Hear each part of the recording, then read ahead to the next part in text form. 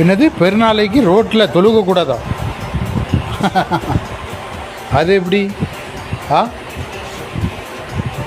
கணபதி ஊர்வலம் சொல்லி கணபதி சிலை கரைப்புன்னு சொல்லி 20 நாளைக்கு ரோட்டையும் தெருக்களையும் அடைச்சி வச்சு நீங்கள் பண்ணுற அடாவடித்தனத்தை நாங்கள் என்னை காட்டும் எதிர்ப்பு தெரிவிக்க மாட்டோம்.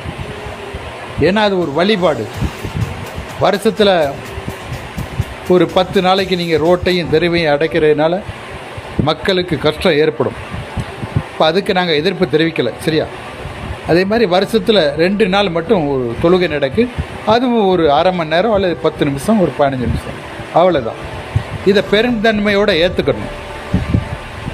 மாற்று மதத்தை சேர்ந்தவர்கள் பெருந்தன்மையோடு ஏற்றுக்கணும், சரியா? இது ஒரு வழிபாடு, சடங்கு, எல்லா மதத்துலையும் இருக்குது, சரியா? ரெண்டாவது இன்னொரு விஷயத்தை தெரிஞ்சுக்கோங்க. ஒவ்வொரு பெருநாளைக்கும் இந்தியாவில் உள்ள கிட்டத்தட்ட 50 லட்சம் இந்துக்கள் பயன்பெறுறாங்க. எப்படி தெரியுமா? தொழுகை முடிஞ்ச பிறகு மைதானத்தில் தொழுகை நடந்தாலும் சரி, ரோட்டில் தொழுகை நடந்தாலும் சரி, பள்ளிவாசலில் தொழுகை நடந்தாலும் சரி, வெளியில் அந்த மக்கள் நிற்பாங்க. மாற்று மதத்தை சேர்ந்த நபர்கள் கையேந்தி அங்கே நிற்பாங்க. அவங்களுக்கு நிறைய கஷ்டம் இருக்கும். அப்போது இந்த இஸ்லாமிய தோழர்கள் தொழுகை முடிஞ்ச பிறகு 10, 5, 20, 50, 100 கொடுக்கறது கிட்டத்தட்ட பல கோடி இந்துக்களுக்கு அது செல்கிறது.